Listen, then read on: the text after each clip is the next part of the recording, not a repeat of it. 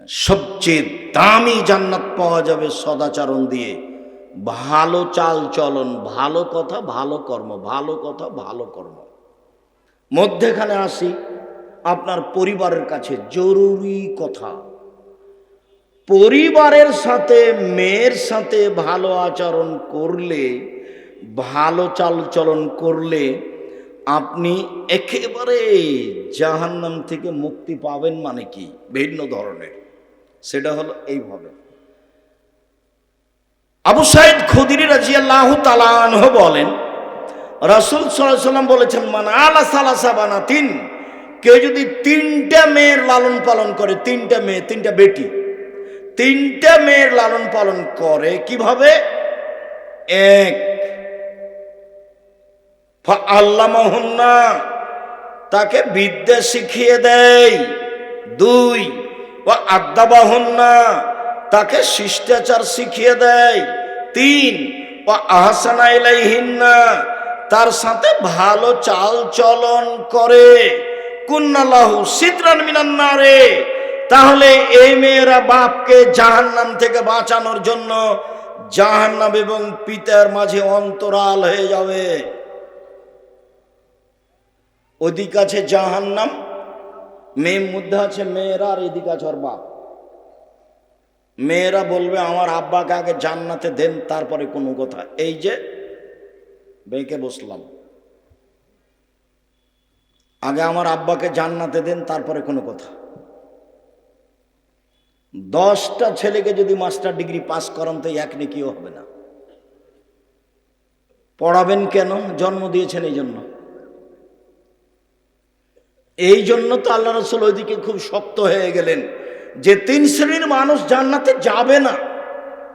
1, মুদমিনুল খামর, যারা নিয়মিত বিড়ি তামাক জর্দা সিগারেট গুল নেশাদার দ্রব্য খায় পান করে, তারা জান্নাতে যাবে না।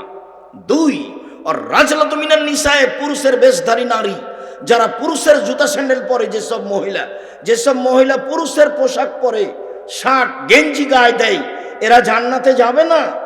কেন এভাবে পোশাক পরে আসছে? ওর পরনে আছে স্কিন পায়জামা, অঙ্গ প্রত্যঙ্গ সব দেখা যায়। ওর বাপ সাথে আছে, মাথায় টুপি আছে। এটা কেমন বাপ? এটা বাপ নয়, এটা হলো ওর চাচা, এটা হলো ওর সৎ বাপ, এটা হলো ওর সৎ বাপ। শরম হয় না ওর বাপের? লজ্জা হয় না ওর বাপের? হায়া হয় না ওর বাপের? বাপ মেয়েরা বাঁচাবে এমনি অন্তরাল হবে?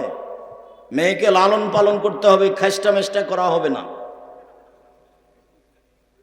মেয়ে একটা হয়েছে তাতে কি হলো? দাদি বলছে কি হয়েছে রে, মেয়ে যে একটা হলো, তোর বেটি হলো রে, কি করবি? তো ডিপিএস খুল। তার একটা হয়েছে, তো এখন সবারই মন খারাপ। দাদি নানি বলছে তোর হয়েছে, ডিপিএস খুল, গাভী কিন।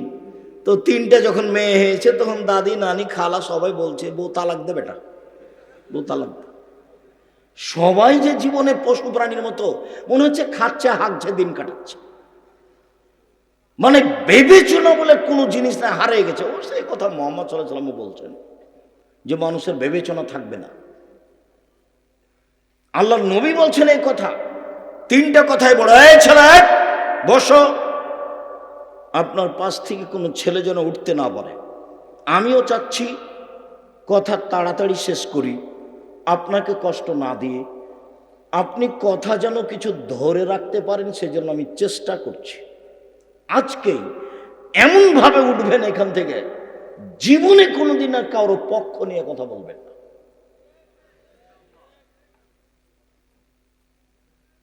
আমি একদিন বলছি হজ সফরে গিয়ে, যে আমাদেরকে সাথে নিয়ে গেছে, তা আমাদের আরো সাথী ভাই যারা আছে, তারা এমনভাবে বলছে যে তোকে দেখে নিব, তোকে বিমানবন্দরে ঢাকাতে দেখে নিব, তোকে উঠিয়ে নিয়ে যাব।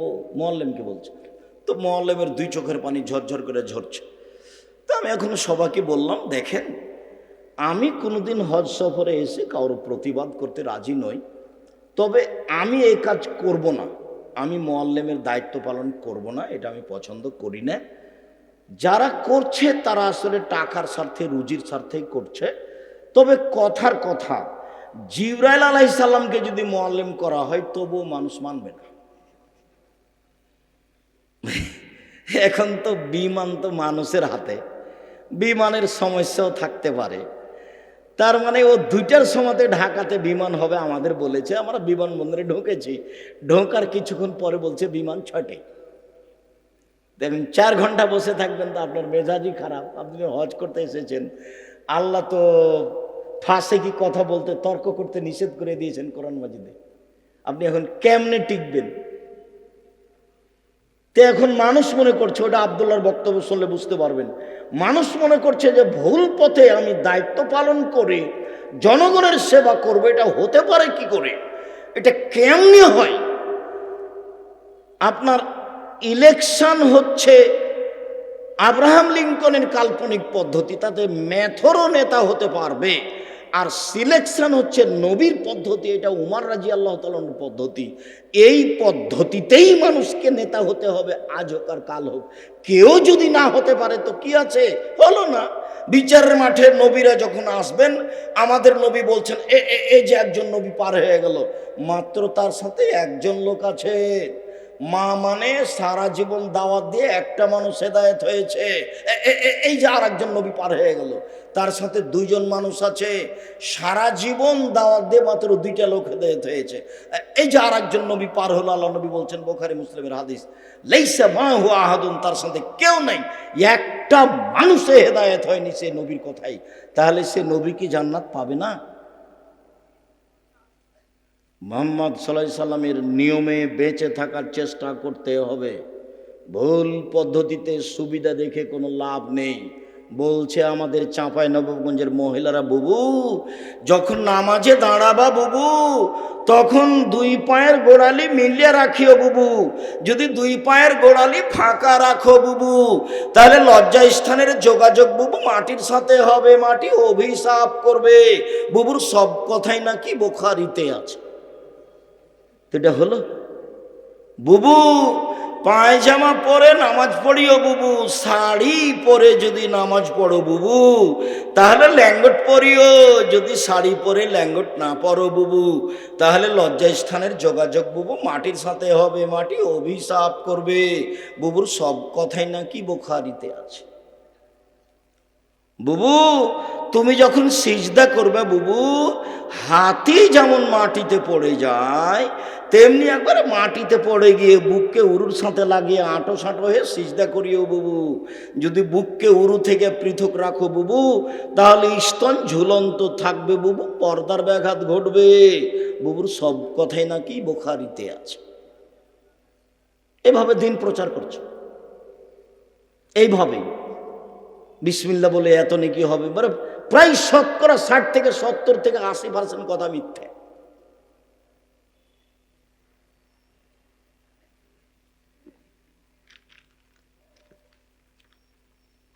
বহুদিন থেকে দেখে আসছে আপনাদেরকে, 30 বছর থেকে চলছে, তো 34 বছর 35 বছরে পড়েছে। এই বইখানে দেখছি না, কোরআন মাজিদখানে প্রথম দিকে আছে নাকি বানানো দোয়া, মানুষের বানানো দোয়া, মানুষে বানিয়ে চালিয়ে দিয়েছে। ধর্ম মানুষের মন মতো। উমর রাদিয়াল্লাহু তাআলা আনহু যদি আজকে বেঁচে থাকতেন, তাহলে এই দেশের বক্তা যারা বক্তৃতা করে বেড়াচ্ছে, 99% জনের আজীবন জেল হতো, কেউ বাইরে থাকতে পেত না। এমনি বলছে, ওর নিজেরও জানা নেই যেগুলো কি, এমনিতেই বলছে। সম্মানিত দিনী ভাই বোন, বলছিলাম রাসূল সাল্লাল্লাহু আলাইহি ওয়াসাল্লাম বলেন, সদাচরণ এমন একটি ইবাদত যা দিয়ে বড় বড় 2টি ইবাদতের নিয়ে একসাথে পাওয়া যায়। আয়েশা রাদিয়াল্লাহু তাআলা আনহা বলেন, ইন্নামাল মুমিন ইয়াজুদু বিহুসনি খুলুকিহি দারাজাতা সাইমুল কায়েম, নিশ্চয় মুমিন পুরুষ নারী তার ভালো চাল চলন দিয়ে নিয়মিত তাহাজ্জুদ পড়লে যত নেকি হয় তত নেকি পাবে। নিশ্চয় মুমিন পুরুষ নারী তার ভালো চাল চলন দিয়ে নিয়মিত নফল সিয়াম তাহাজ্জুদ পড়লে যত নেকি হয় তত নেকি পাবে। এক, নিয়মিত নফল সিয়াম, বৃহস্পতিবার রোজা, সোমবার রোজা, প্রতি মাসে 3 দিন রোজা, শাওয়ালের 7টা রোজা, শাবানের 15টা, যুলহিজ্জার 9টা, এইভাবে সিয়াম থেকে যত নেকি হবে, ভালো চাল চলনে তত নেকি হবে।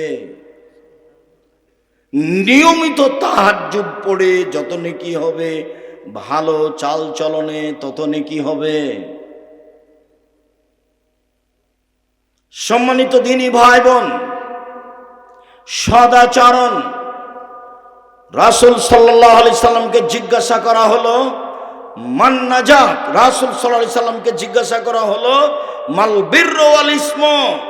আল্লাহ নবী, পাপ কি জিনিস, নেকি কি জিনিস? আল্লাহ রাসূল বলেন তো একটু, পাপ কি জিনিস, নেকি কি জিনিস? তখন আল্লাহ রাসূল উত্তরে বললেন, আল বিররু হুসনুল খুলুক। নেকি হলো ভালো আচরণ। আল্লাহ নবী বলবেন নেকি হলো তাহাজ্জুদ। আল্লাহ নবী বলবেন নেকি হলো হজ। আল্লাহ নবী বলবেন নেকি হলো 5 ওয়াক্ত সালাত। কিন্তু উত্তরে না বলে আল্লাহ রাসূল বললেন নেকি হলো ভালো চাল চলন। পৃথিবীর মানুষ শুনে রেখো, আল্লাহর নবীকে জিজ্ঞাসা করা হলো নেকি কি জিনিস, পাপ কি জিনিস? মুহাম্মদ সাল্লাল্লাহু আলাইহি সাল্লাম উত্তরে বললেন, পৃথিবীর মানুষ শুনে রেখো, নেকি হলো ভালো চাল চলন। সম্মানিত দিনী ভাই বোন, আগামীকাল সন্ধ্যা হতে হতে বড় ভাইয়ের হাত ধরে ক্ষমা নিতে হবে। গন্ডগোল আপনার বড় ভাইয়ের কারণেই হয়েছে, এরপরেও ক্ষমা আপনাকে নিতে হবে। কথা চালু করতেই হবে, যে কোনো মূল্যে আজকেই করতে হবে। উপস্থিত বৈঠকের মুসলিম বোন, আপনি বাড়ির ছোট যা বুঝেন আপনারা, ছোট ভাইয়ের বউ, আর গন্ডগোল বেঁধেছে বড় ভাইয়ের কারণে, বড় ভাইয়ের বউয়ের কারণে, বড় জায়ের কারণে। আপনি ছোট যা, আপনাকে হাত ধরে ক্ষমা নিতে হবে এবং কথা চালু করতে হবে। এর নাম সদাচরণ। যত লোকের সাথে কথা বন্ধ আছে আজকেই চালু করতে হবে। আপনার বন্ধ করা হবে না, ওটা হুজুর মানুষের বন্ধ করলেও চলে না। কারো হিসাব ভুল, কারো চলবে না। বিচার মাঠে কাউকে দেখে বিচার হবে না, বিচার বিচারই। আপনি আমার দিনী ভাই, আপনি আমার দিনী বোন। 24 ঘন্টার মধ্যে মানুষের সাথে ভালো আচরণ চালু করুন, যে কোনো মূল্যে। কথা বলতে শিখুন, তার বিরোধিতা করবেন না, তার বিরুদ্ধে মামলা করবেন না। শুধু মামলা খাবেন, করতে হবে না। আগে আগে যে দৌড়াবে তার পিছনে পিছনে যাবেন, আগে আগে যায়েন না। ফলাফল শেষে কিছুই না, ফলাফল শেষে কিছুই না। ঝগড়া লেগে সিমের গাছ কেটে ছাগলে খাই নিয়েছে, সেজন্য ঝগড়া লেগেছে। এমন বলা বলেছে, অশ্লীল ভাষা বলে মহিলা গালি দিয়েছে, বস্তির মহিলা।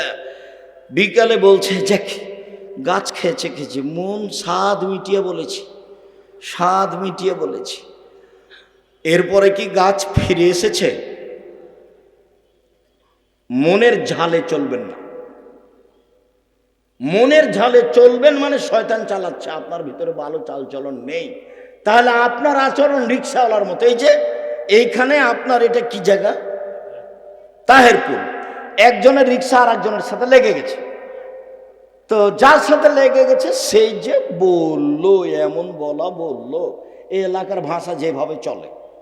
তো একটু পরে ওর রিক্সা আর একজনের সাথে লেগে গেছে, তখন ওইও তাকে বলল ওইভাবে, একই ভাষায়। ফলাফল কি আছে? আমাদের ড্রাইভার মাঝে মধ্যে একটু গরম হয়, কারো গাড়িতে একটু লেগলে ঠেকলে কিছু হলে। তা আমি বললাম, আচ্ছা তুমি যে জোর করে চিল্লাচিল্লি করে কিছু বললে, তো তোমার গাড়ির তো ক্ষতি হয়েছে, তো বলার পরে কি কিছু লাভ হলো? বলার পরে তো কিছু হলো না। প্রতিশোধ নেবেন না, প্রতিশোধ ওই পাতা ছিঁড়ে দেন, প্রতিশোধের পাতা ছিঁড়ে দেবেন। প্রতিশোধ নেই। প্রতিশোধ মানে শয়তান আপনাকে চালাচ্ছে, আপনার ভিতরে ভালো চাল চলন নেই। শুনুন, আব্দুল্লাহ নাম রাদিয়াল্লাহু তাআলা আনহু বলেন, চারটে জিনিস আছে যার, সব কিছু আছে তার। চারটে জিনিস আছে যার, জান্নাত আছে তার। চারটে জিনিস আছে যার, ইহকাল আছে তার, পরকাল আছে তার।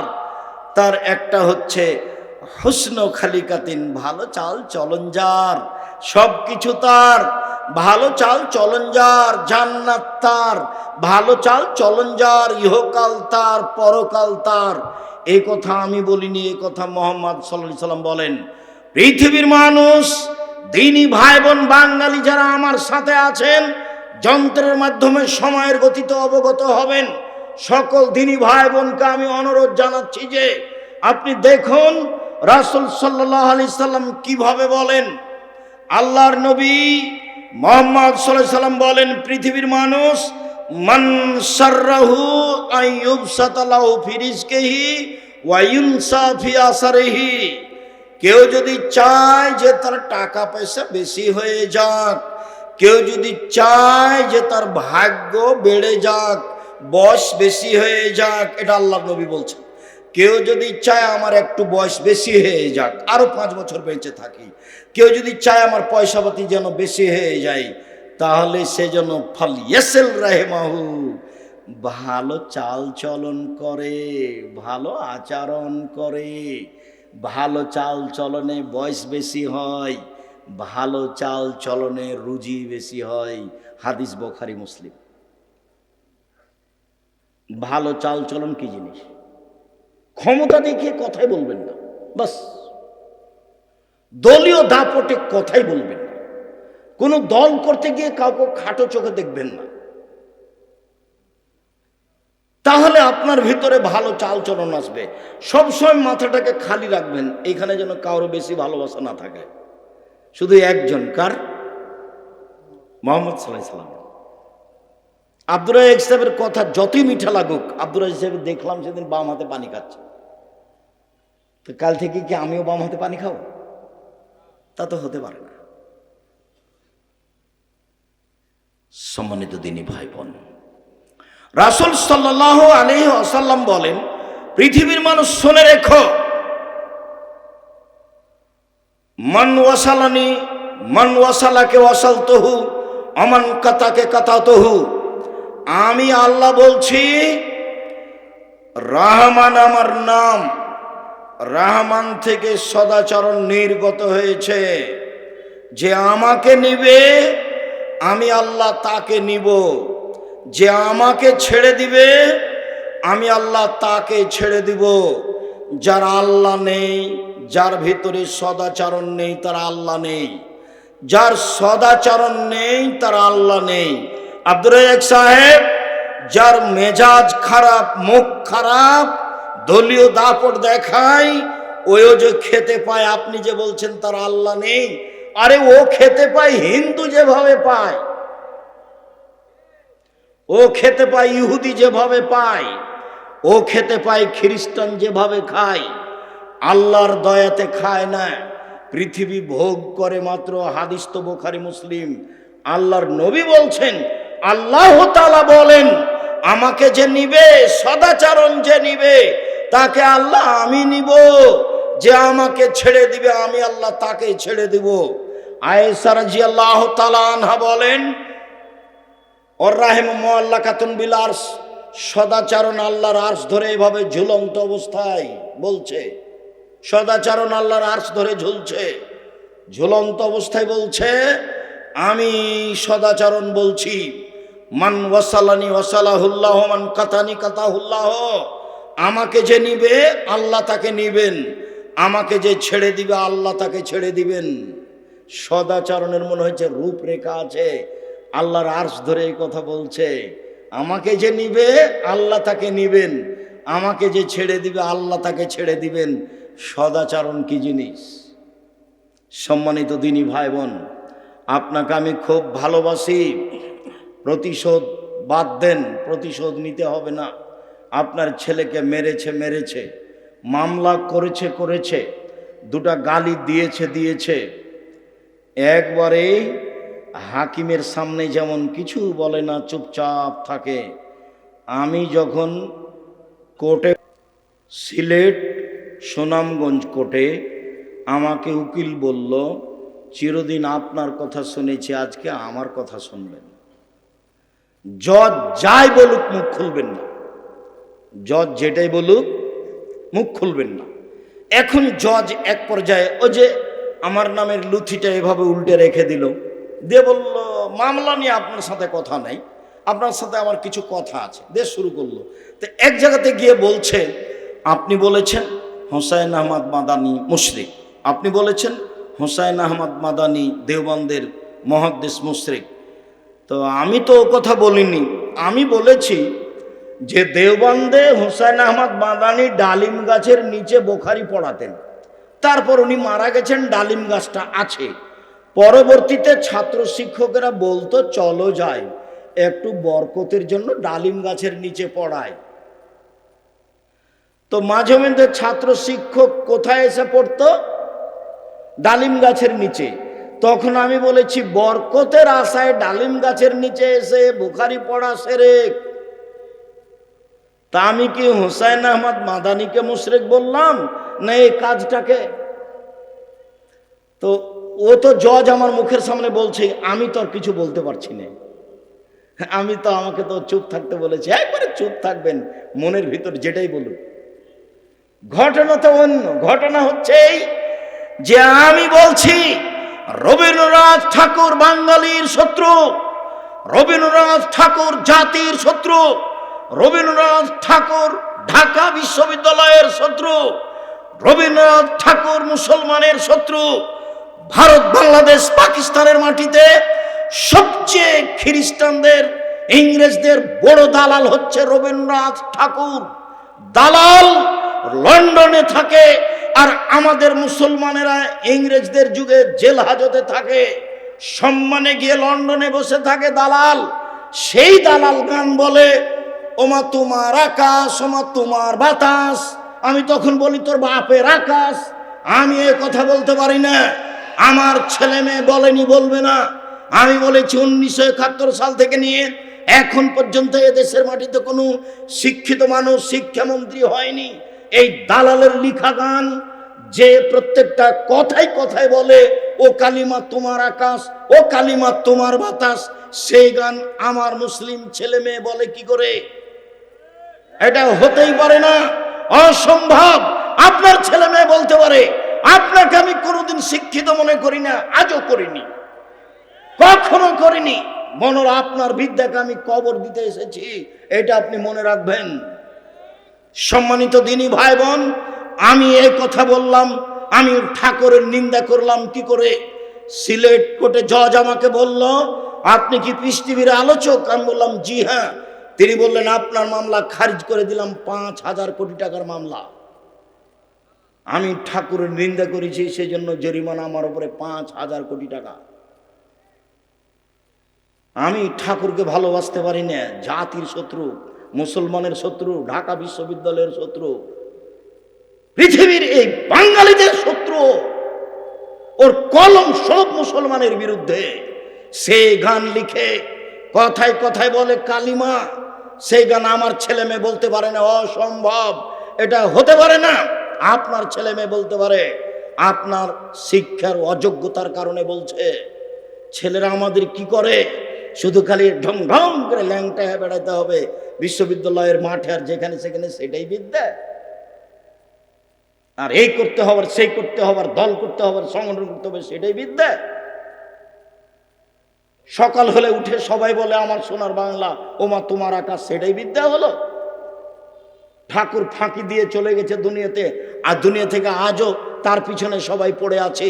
হিসাব করতে হবে না? ও তো আপনার বিশ্ববিদ্যালয়ের শত্রু, ও আপনার ধর্মের শত্রু, ও এই দেশে সবচেয়ে বড় দালাল খ্রিস্টানদের। ও তো তখন লন্ডনে থাকতো, আর আমরা তো তখন জেল হাজতে থাকতাম। কেনা সেই ইতিহাস জানে না। সম্মানিত দিনী ভাই বোন, বলছিলাম রাসূল সাল্লাল্লাহু আলাইহি ওয়াসাল্লাম বলেন সদাচরণ, আল মুমিন লিল মুমিন কাল বুনিয়ান। একজন মুমিন আর একজন মুমিনের জন্য প্রাসাদের মতো। সুম্মা সাব্বাকা বাইনা আসাবেহি।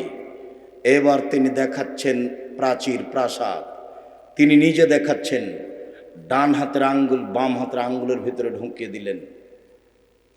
আঙ্গুল যেমন একটা আর একটার মধ্যে ঢুকে গেল, একজন মোমেন আর একজন মোমেনের জন্য এরকম এইভাবে তাকে থাকতে হবে। আমি আপনার দলের সাথে থাকি না, আমি বিপদে পড়লে আপনি খুশি হন, তো এইটা হলো কি করে? আবু হুরায়রা রাদিয়াল্লাহু তাআলা আনহু বলেন, রাসূল সাল্লাল্লাহু আলাইহি সাল্লাম বলেছেন, আল মুমিন লিল মুমিন কারাজুলিন ওয়াহিদ। সারা পৃথিবীর মুসলিম পুরুষ নারী একজন মানুষ, একজন। ইনিস্তাকা আইনুহু ইস্তাকা কুল্লুহু। চোখে ব্যথা হলে সম্পূর্ণ ব্যথা বুঝতে পারেন। অনিস্তাকা রাসু ইস্তাকা কুল্লুহু। মাথায় ব্যথা হলে সম্পূর্ণ শরীরে ব্যথা বুঝতে পারেন। আপনি যেমন সম্পূর্ণ শরীরে ব্যথা বুঝতে পারেন, আর একজন মোমেন আপনি বিপদে পড়লে সেও বিপদে পড়বে, ব্যথা বুঝবে, তার নাম মোমেন। আপনি বিপদে পড়লে আমি খুশি হই, তখন আমি মোমেন নই, আমি একজন শয়তান মানুষ, ও বিপদে আছে। আর আমি তার উপরে খুশি হই, এটা কেমনে হয়? আপনি এটা কি দিয়ে বুঝলেন? সম্মানিত দিনী ভাই বোন, আমি তাহেরপুর এলাকার লোককে, রাজশাহীর মানুষকে, দিনী ভাই বোনকে অনুরোধ জানাচ্ছি, একেবারে মাটির মানুষ হয়ে, একেবারে স্বাভাবিক হয়ে, পরস্পরকে ভাই মনে করে, সে হিন্দু হোক না কেন, তার সাথে খারাপ আচরণ করার কোনো সুযোগ নেই। তার ক্ষতি করতে হবে এরকম কোনো সুযোগ নেই। সে মানুষ, সে আপনার সাথে ভালো আচরণের অধিকার রাখে। আজ থেকে কোনোদিন সাইকেলের সাথে কারো সাইকেল বেঁধে গেলে প্রতিশোধ নেবেন না, গাড়ির সাথে গাড়ি লেগে গেলে প্রতিশোধ নেবেন না, পাড়া প্রতিবেশীর সাথে ঝগড়া করবেন না, ধৈর্যের পরিচয় দিবেন। আল্লাহ রাসূল বললেন, চারটা জিনিস আছে যার, সব কিছু আছে তার। চারটা জিনিস নেই যার, কোনো কিছু নেই তার। চারটা জিনিস আছে যার, সব কিছু আছে তার। এক, আলমারাতুস সালেহা, ভালো স্ত্রী। ভালো স্ত্রী আছে যার, সব কিছু আছে তার। দুই, আল জারুস সালেহ, ভালো প্রতিবেশী। ভালো প্রতিবেশী যার, সব কিছু আছে তার। তিন, আল মারকাবুল হানি, একটা ভালো গাড়ি। একটা সাইকেল ভালো চেন পড়ে না, একটা গাড়ি চাকা নষ্ট হয় না। ভালো গাড়ি যার, সব কিছু আছে তার। ভালো গাড়ি নেই যার, কোনো কিছু নেই তার। চার, অল বাইতুল ওয়াসে, প্রশস্ত ঘর, যেখানে মেহমান বসতে পারবে, মেহমান খাবে, এরকম প্রশস্ত ঘর যার, সব কিছু আছে তার। সংকীর্ণ ঘর যার, কোনো কিছু নেই তার। চারটে জিনিস আছে যার, সব কিছু আছে তার। সুখময় জীবন তার। এক, ভালো স্ত্রী। দুই, ভালো প্রতিবেশী। তিন, ভালো গাড়ি। চার, একটি প্রশস্ত ঘর। সম্মানিত দিনী ভাই বোন, আমি একটি হাদিস পড়েছিলাম, এতক্ষণ পর্যন্ত সামাজিকভাবে চলছিলাম, এবার আপনাকে পারিবারিকভাবে একটু দেখাই। রাসূল সাল্লাল্লাহু আলাইহি সাল্লাম বললেন, যে হাদিসটা বলেছিলাম আবার সেখানে ফিরে যাই। তিনি বলেন, মান আলা জারিয়াতাইনে, কেউ যদি দুইটা মেয়ের লালন পালন করে, দুইটা মেয়ে, হাত্তা তাবলগা, মেয়ে দুটি বড় হওয়া পর্যন্ত বিদ্যা শিখিয়ে দিল, শিষ্টাচার শিখিয়ে দিল, নিয়ম কানুন শিখিয়ে দিল, বিবাহ শাদী দিয়ে দিল, তাহলে হুয়া ওয়ানা ফিল জান্নাহ হাকাজা, সেই পিতা এবং আমি জান্নাতে এইভাবে থাকবো। তর্জনী এবং মধ্যমা আঙ্গুল দিয়ে ইশারা করে দেখালেন, দুইটাই আঙ্গুল জমা ধরে আছে। পৃথিবীর মানুষ মনে রেখো, কেউ যদি দুইটা মেয়ের লালন পালন করে, সেই ব্যক্তি আর আমি জান্নাতে এইভাবে থাকবো। তিনি বলছেন, পৃথিবীর মানুষ মনে রেখো, কেউ যদি একটা ইয়াতিমের লালন পালন করে, একটা ইয়াতিমের লালন পালন করে, যে ব্যক্তি লালন পালন করে সেই ব্যক্তি আর আমি মুহাম্মদ সাল্লাল্লাহু আলাইহি সাল্লাম জান্নাতে এইভাবে থাকবো। তখনও তিনি তর্জনী এবং মধ্যমা আঙ্গুল ইশারা করে দেখালেন, তবে একটু ফাঁকা করলেন।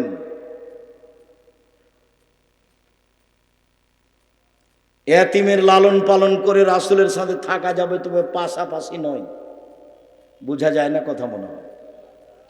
এখানে আর একটা কথা বলে রাখি, একজন সাহাবী রাতে রাসূলের সাথে ছিলেন, তো রাতে এসার পরে এরকম সময়ে সাহাবী ওজুর পানি আর মেশক নিয়ে উপস্থিত।